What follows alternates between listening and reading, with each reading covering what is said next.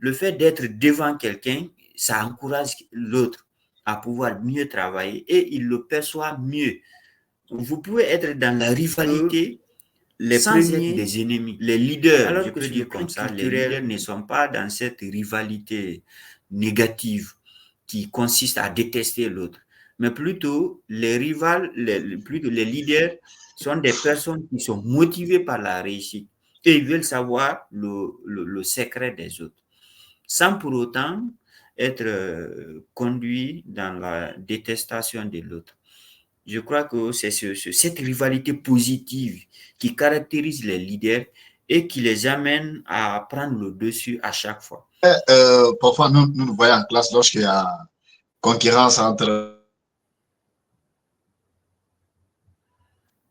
ou bien entre les étudiants, à un moment donné, ils arrivent même à se détester, à se haïr. Est-ce que c'était le cas? Est-ce que, en fait, quand on peut dire que faut-il haïr ou bien couper même la parole, comme d'autres le font, à ses concurrents, ou bien il faut les approcher et travailler ensemble?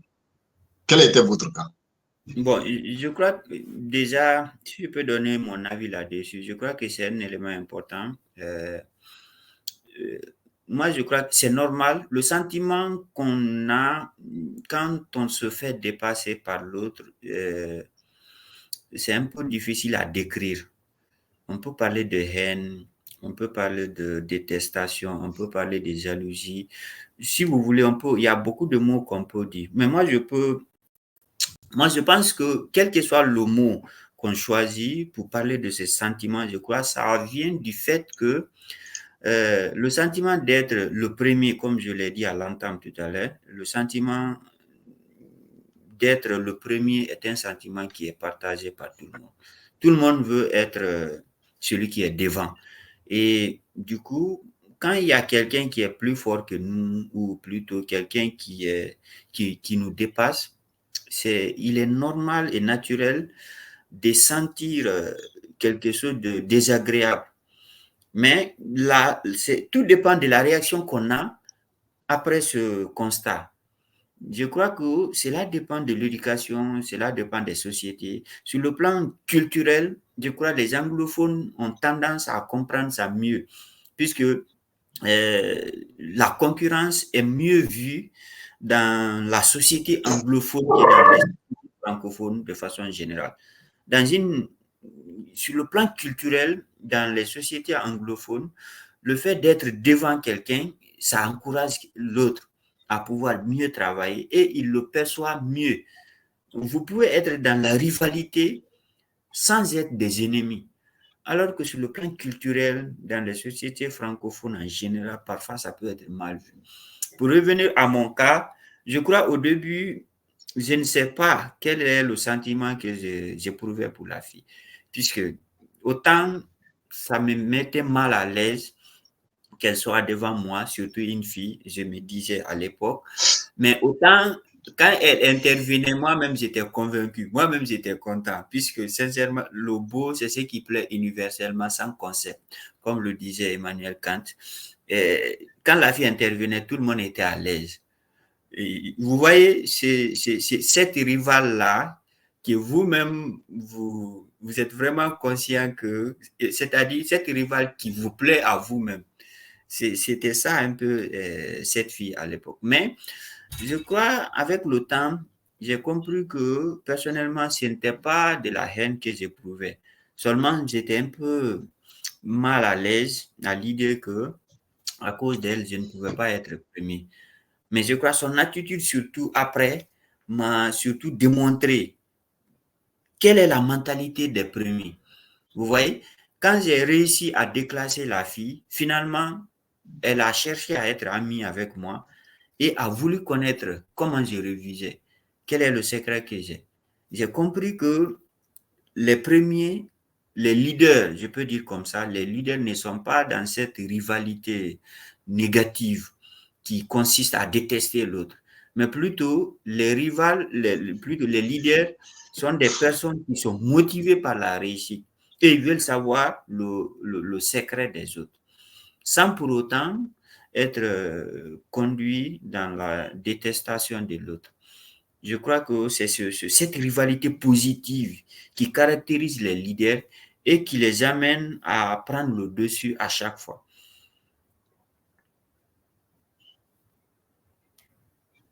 Ok. Alors, on va continuer. Après votre admission au BEPC, qui avait fait votre histoire de filière? Bon, je pense qu'on n'a pas eu besoin de m'aider là-dessus Est-ce, puisque je savais déjà ce que j'allais faire. Vous savez, à l'école primaire, ok. je voulais, Et après le baccalauréat? voilà, à l'école primaire déjà, je vous l'ai dit que j'étais bon dans les matières littéraires. Je ne savais même pas comment euh, les choix étaient faits au collège. Bon, déjà au collège, c'est passage obligé, tout le monde fait la même chose. Mais au lycée, au collège, au BPC, je savais déjà que je ferais les sciences sociales. Donc, on n'a pas eu besoin de m'aider là-dessus. Maintenant, au niveau du bac également, je crois que à notre époque, Ok. on tenait compte aussi des notes, de la note que vous avez. Dans chaque discipline, les sciences sociales, sciences expérimentales, sciences mathématiques, on tenait aussi compte du domaine dans lequel vous avez le mieux travaillé. Moi, j'ai beaucoup travaillé en philo, en français. Et puis, j'ai aussi été influencé par, quand je faisais la terminale, il y a un avocat qui est venu chez mon tuteur, qui a fait une conférence sur les droits de l'homme. Je crois que ça m'a beaucoup impacté. Et du coup, au moment du remplissage des choix, j'ai mis droit comme première option, premier choix. Sinon, avant ça, je voulais faire la philosophie à cause de mon mentor que j'ai rencontré qui m'a vraiment donné goût à la philosophie. Après, je pense que j'ai été philosophe par défaut parce que même si j'ai fait droit à l'université, dès la deuxième année déjà, j'ai commencé à enseigner. Et c'est le cours de philo que j'ai donné. Et même après ma licence, j'ai continué à enseigner la philosophie. Et je crois que c'est dans ça que j'ai eu le plus de goût. Et avec le temps, je me dis pourquoi j'ai pas fait philo. Du coup, beaucoup ne savent même pas que j'ai pas fait philosophie à l'université, tellement, je crois, selon ce qu'on me dit, j'ai eu à impacter beaucoup de personnes, surtout en particulier mes étudiants, mes élèves, dans les lycées où j'ai enseigné. Mais je crois que j'ai beaucoup aimé la philosophie. Peut-être que ça n'aurait Ok. pas été mal si j'avais choisi philosophie comme premier choix.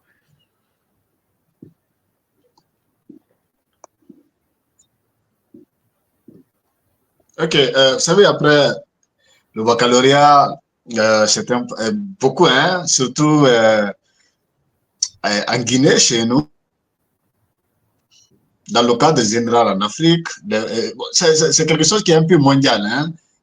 Les parents disent que je veux que mon enfant soit un grand ingénieur, je veux que mon enfant soit médecin, je veux que mon enfant soit ceci, cela. Et à un moment donné, les parents font le choix à la place des enfants.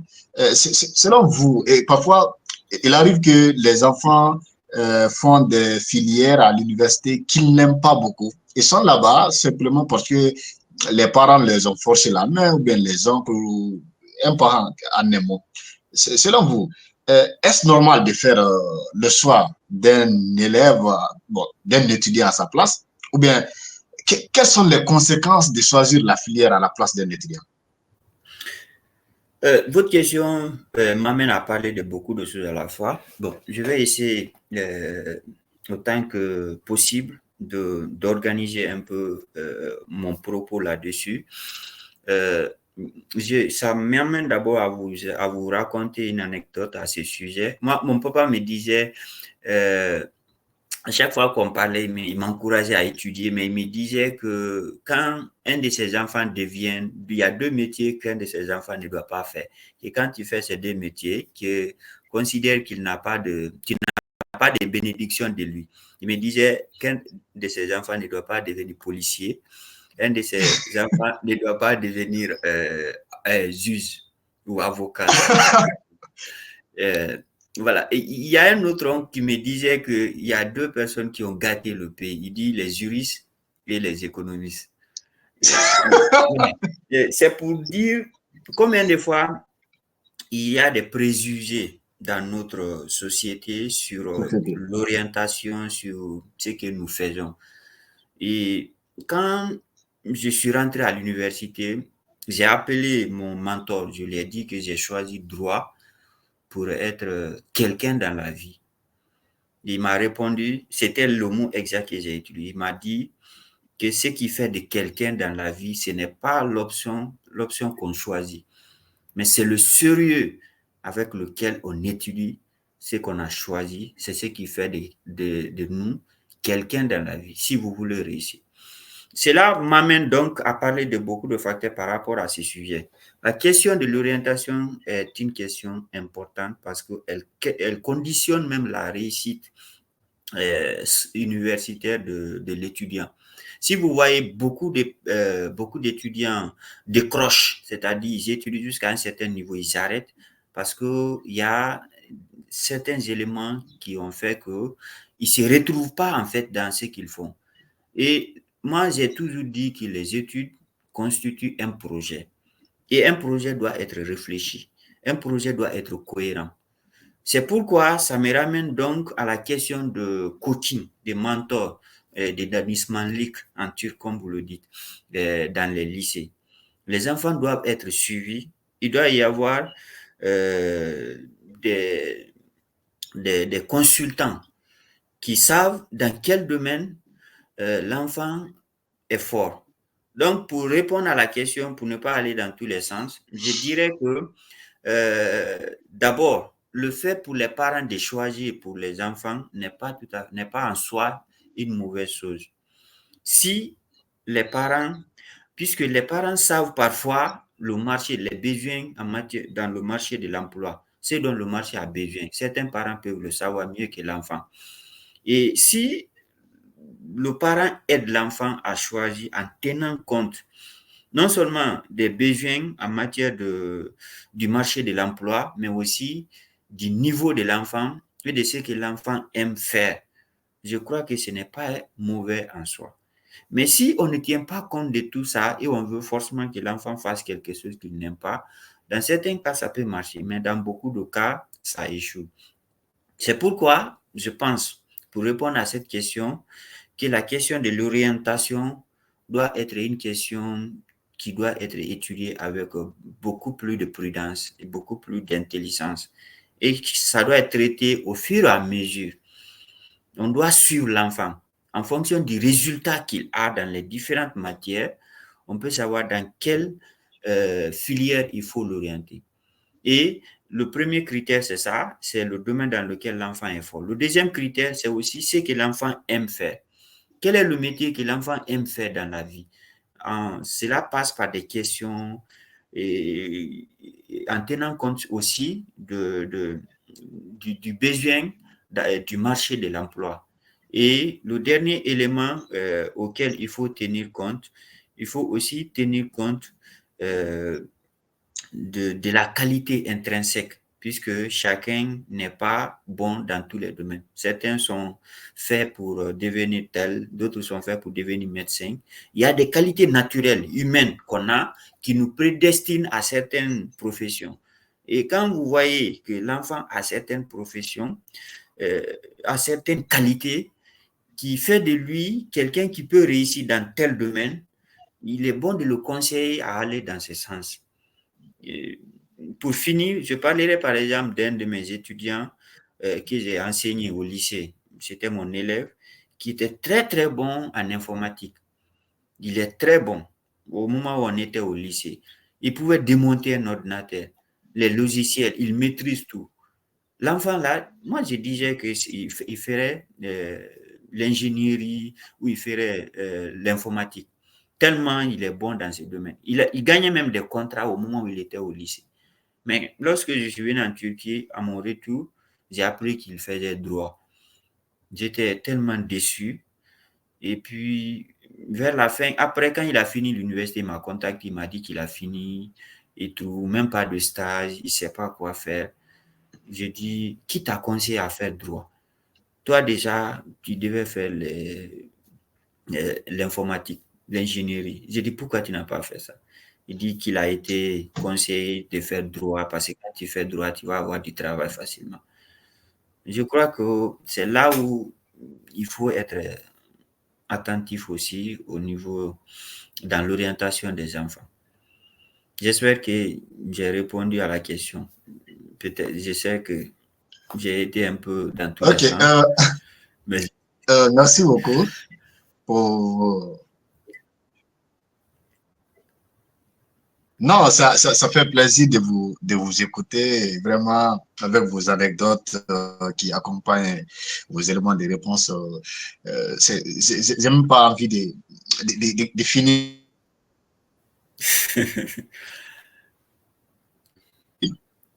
Quel conseil donneriez-vous aujourd'hui à ces parents qui exigent parfois à leurs enfants de faire un département, même si l'enfant s'oppose? Parfois, ils disent que vous allez faire ça, tu vas faire ça, et l'enfant n'a plus le choix. Quel conseil donnez-vous à ces enfants? Parce qu'à un moment donné, il y a des conséquences psychologiques même sur l'enfant, comme vous l'avez dit. Quel conseil avez-vous pour ces parents aujourd'hui? bon, moi je crois que les parents doivent mettre en tête d'abord que les études constituent un projet. Et un projet, c'est quelque chose de cohérent. Et j'ai expliqué tout à l'heure les critères auxquels il faut tenir compte dans l'orientation des enfants. Je reviens donc là-dessus. Le premier élément, c'est d'abord la force de l'enfant. Chacun a des forces et faiblesses. Certains sont forts en maths, naturellement. D'autres sont forts en français. Il faut tenir compte de ça. Dès le départ, dans quel domaine l'enfant est fort? Dans quelle matière il donne le plus de résultats? Et ensuite, en échangeant avec l'enfant, on peut savoir qu'est-ce qui le motive dans la vie, qu'est-ce qu'il veut faire dans l'avenir. Chaque fois, il faut échanger avec l'enfant pour lui demander qu'est-ce que tu veux faire. Le plus souvent, l'environnement immédiat de l'enfant peut influencer. Quand les parents, par exemple, sont des profs, l'enfant peut vouloir devenir prof. Mais c'est là, avec le temps, on peut découvrir réellement ce qui plaît à l'enfant, naturellement. Pas ce qu'il emprunte aux autres, parce qu'il a vu certains faire ça. Donc, le premier critère, la force. Le deuxième critère, c'est que l'enfant aime. C'est qu'il, comme les coachs en développement personnel le disent souvent, c'est que tu es capable de faire sans être payé, par le plaisir de le faire. S'il y a un domaine comme ça, je crois que c'est le domaine dans lequel on peut réussir le plus facilement. Deuxième critère. Troisième critère, il faut aussi tenir compte du besoin de façon, le macro, je peux dire le macro-environnement, c'est-à-dire il faut tenir compte du marché de l'emploi de façon générale. Il est vrai que quand tu fais certaines professions, tu es beaucoup plus euh, prédestiné à la réussite que par rapport à d'autres. Donc, on va tenir compte, encore une fois, c'est là, ça peut se discuter, mais quand même, quand je prends par exemple l'Afrique, ceux qui ont fait l'ingénierie peuvent trouver facilement du travail par rapport à ceux qui ont fait les sciences sociales, ceux qui sont dans l'humanité, comme on l'appelle. Je crois que il faut tenir compte aussi de ça. Ceux qui ont fait les santé, par exemple, médecine et autres, peuvent facilement travailler par rapport à d'autres. Ceux qui ont fait l'agriculture, l'ingénierie. Je crois que c'est aussi un critère auquel il faut tenir compte. Donc, si le parent n'est pas suffisamment intelligent, ou plutôt il n'a pas la capacité intellectuelle pour aider l'enfant dans ce sens, je crois qu'il faut faire appel à ceux dont c'est le travail, des instituteurs ou des coachs, des spécialistes en la matière pour aider l'enfant. C'est pourquoi il est vraiment important qu'il y ait ces genres de structures au sein des universités, des écoles. C'est ce que le système grande école où les écoles de commerce ont compris. Moi, j'ai fréquenté une école de commerce au Sénégal lorsque je faisais mon en politique publique à l'université Cheikh Anta Diop. J'ai fait une formation de courte durée dans une école de commerce qu'on appelle Ayman, école de management. L'école, c'est là où on a ouvert mes yeux pour la première fois à ce système-là. Chaque école de commerce a son coach. Le coach, c'est celui qui est là uniquement pour suivre les étudiants, leur niveau de développement, le développement personnel est enseigné dans les écoles. Quand un élève baisse le rythme en termes de résultats, il est appelé par le coach pour savoir qu'est-ce qui s'est passé, pour l'aider à comprendre quel est le problème et l'aider à passer le moment difficile. Le coach, il suit tout le monde et il est soumis au secret professionnel. Parce que chaque étudiant vient lui confier leurs secrets, les problèmes personnels, et il est obligé de les garder pour lui. Il ne dévoile pas ses secrets. Et il est ami avec tout le monde. Je crois que c'est un bon système qu'on doit instaurer aussi dans nos universités et les lycées.